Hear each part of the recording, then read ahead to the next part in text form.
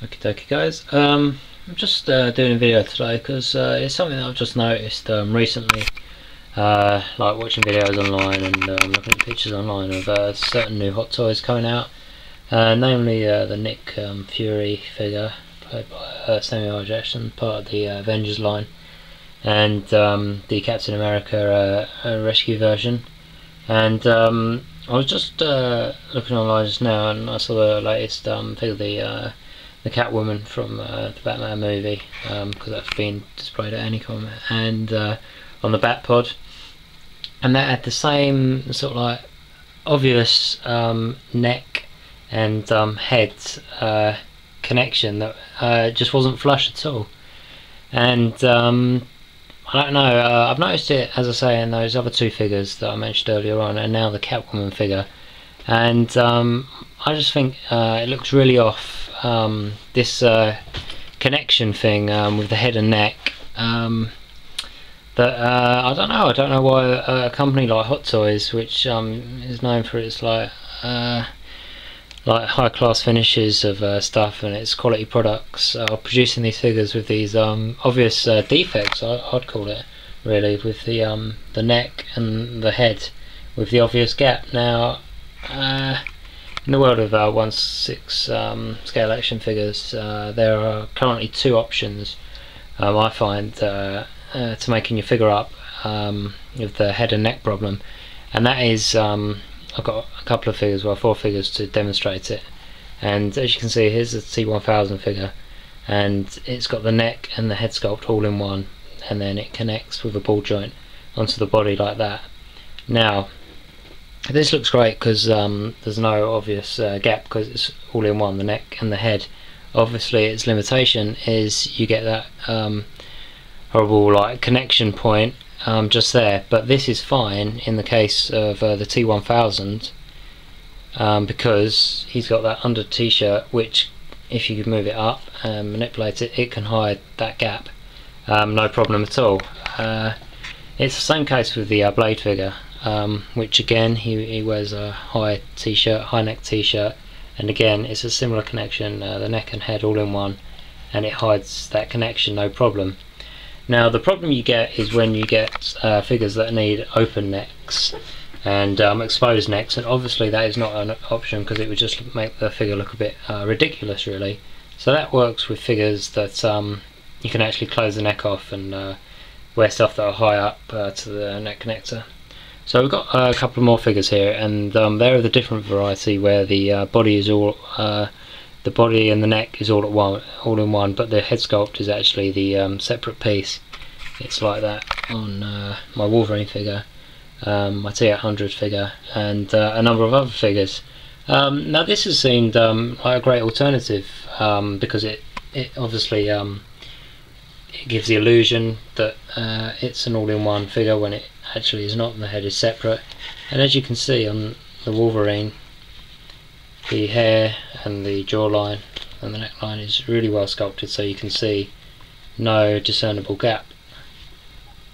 It's the same with the T800.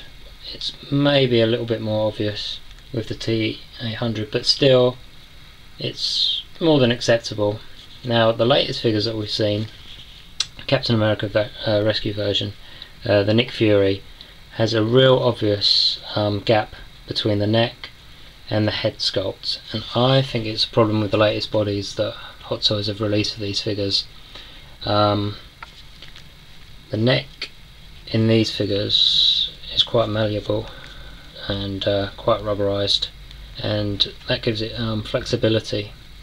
So the neck and the head sculpt can actually squeeze onto the neck like that, which gives the illusion that it's all in one. It's the same with the Wolverine figure. It's like a rubberized neck. I think these new bodies are plastic because Hot Toys have started to move away from the rubberized body because of deterioration problems.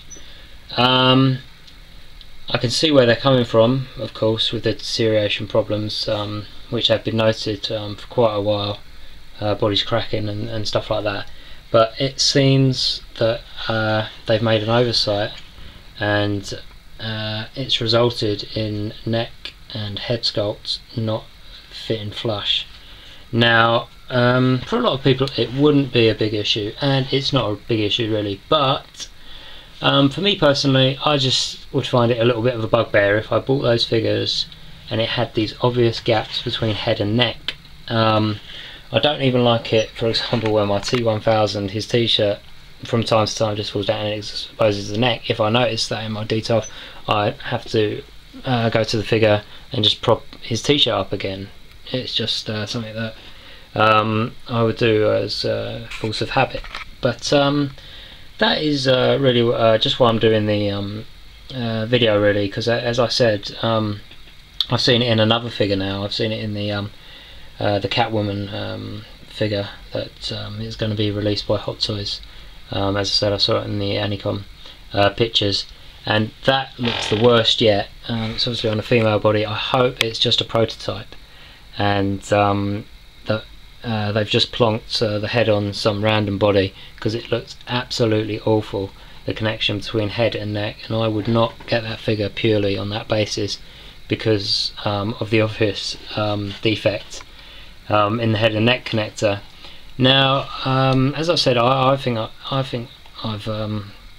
explained my reasonings why I think this is happening, because Hot Toys are moving away from these rubberized bodies which are known to crack over time and corrode, and moving to wholly plastic bodies.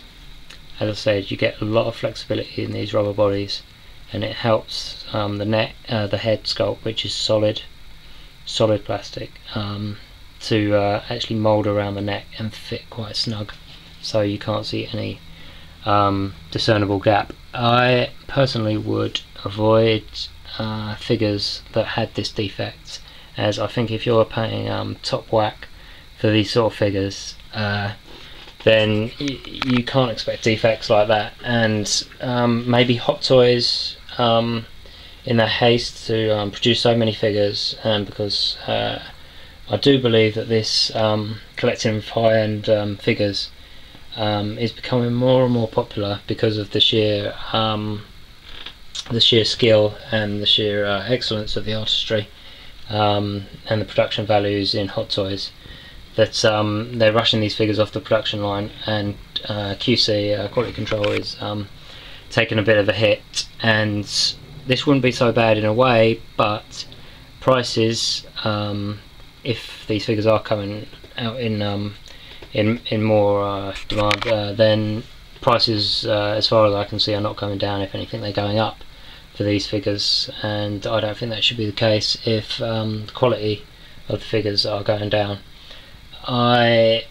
It's just a hunch from me, but and that's how I feel about the neck and the head issue. Obviously, some people, I guess, won't be so anal about it, but it's just the sort of thing that would bug me, and I would rather Hot Toys do an all-in-one, because I think it looks much better. But as I say, it really only works with figures that you can cover up that neck. So obviously it works great on the T1000 figure. You can cover it up with t-shirt. If I didn't have the t-shirt underneath, obviously, then there would be a problem, because it would have the open neck, but it's no problem. And the Blade figure as well, as you can see, the shirt covers the joint. So yeah, I'll just leave you with that thought, everyone, and see what you make of it all. As I say, I've noticed it in a few of the recent figures, and the latest being the Catwoman, and yeah, I just don't think it's acceptable for a company which is, as it states itself, produces high-end collectibles, to be releasing figures that have this obvious defect in their appearance. So yeah, I'll just leave you with that thought, and see if you think the same or anything like that, and whatnot. So yeah, thanks for watching it, guys.